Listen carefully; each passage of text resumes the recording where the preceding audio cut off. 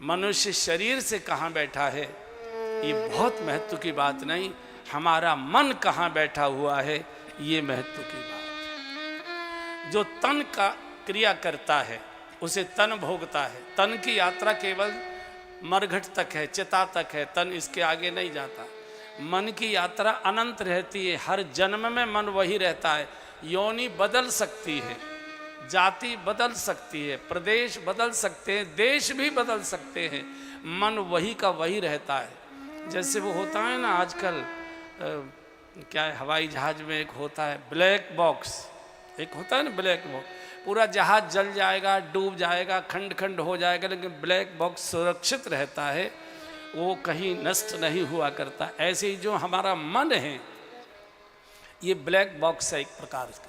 तन बदलेगा, मन यही जाएगा, मन यही जाएगा। आपने देखा होगा कि कई मनुष्य बड़े खुरखुरे और बड़े चिड़चिड़े और बड़े अटपटे होते हैं, और कई कुत्ते बड़े सीधे होते हैं, कई कुत्ते बड़े सीधे होते हैं।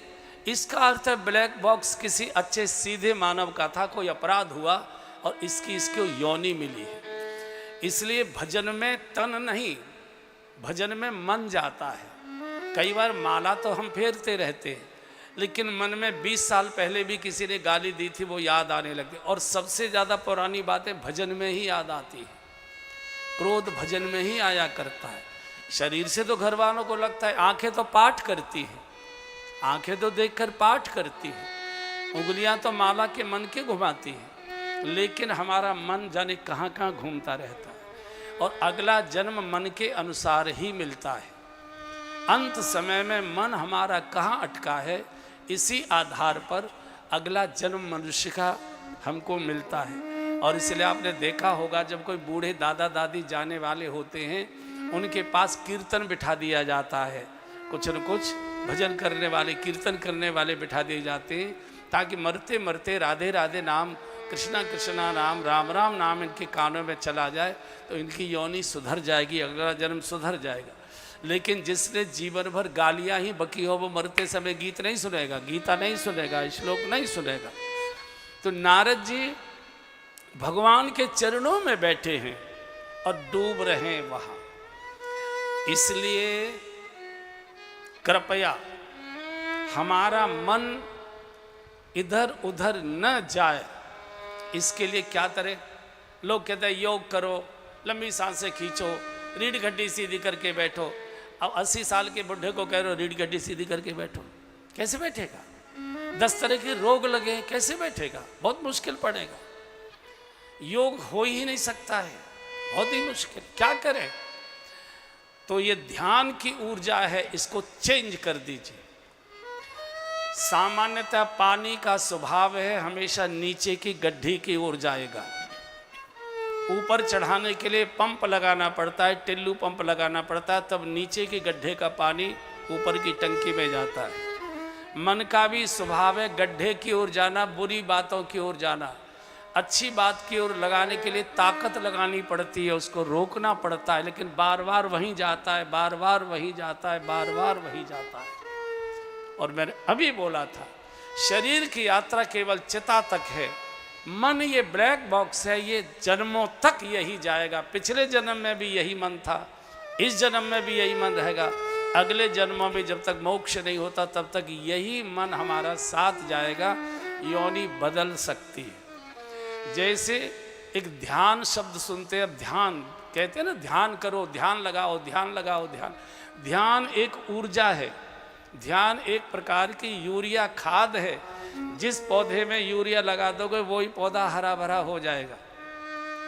जिस बच्चे पर माता पिता ज़्यादा ध्यान देते हैं वो जल्दी विकसित हो जाया करता है।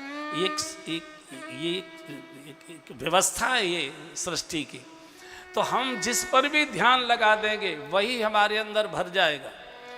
पूजा करने बैठे हैं और आपने देखा कि ओहो वो चौराहे पर, अलीगढ़ वाले चौराहे पर गोलगप्पा बहुत अच्छा मिलता है, बड़ा चटपटा उसका पानी है, और आपने उस पर ध्यान देना शुरू कर दिया। माला तो घूम रही है लेकिन आपको वो ठेली दिखाई देने लग जाती है, गोलगप्पे खाते लोग दिखाई देने लगते हैं, चाटते हुए दिखाई देते हैं, और आपका शरीर कब ठेले पर जाकर पहुंच गया और कब आपने गोलगप्पा खाया आपको होश भी नहीं रहेगा। अगले दिन जब आप बाथरूम जाओगे, लेटरिन आदि में जाओगे, तब पता लगेगा बाप रे जलन क्यों हो रही है, कल गोलगप्पे खाए थे।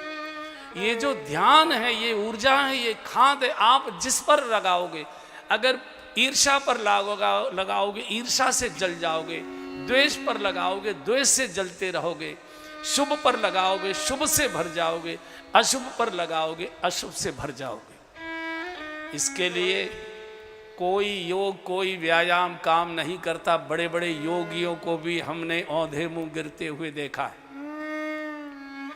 उस ध्यान की धारा को तोड़िए। सामान्यतः मनुष्य जब ऐसे घुटने पकड़कर बैठता है तो समझ लो वो कहीं न कहीं डूबा हुआ है, कहीं न कहीं खोया हुआ है। ये नियम, जब भी आदमी ऐसे बैठता है समझ लो कहीं न कहीं वो खोया हुआ है, कहीं न कहीं वो डूबा हुआ है। रीढ़ की हड्डी सीधी करके बैठे मुश्किल पड़ती है। उसका तरीका है कि जो बातें हमारे मन में आ रही हैं और हम उनको न सुनना चाहते, न देखना चाहते, न उनका पालन करना चाहते, आसन बदल दीजिए। लेटे लेटे आ रही हैं, बैठ जाइए। बैठ कर आ रही हैं, खड़े हो जाइए। खड़े खड़े आ रही हैं, टहलने लग जाइए। कुछ भगवान का भजन गुनगुनाना शुरू कर दीजिए, कोई गीत गाना शुरू कर दीजिए, कोई छोटे बच्चे को चुटकी बजाकर खिलाना शुरू।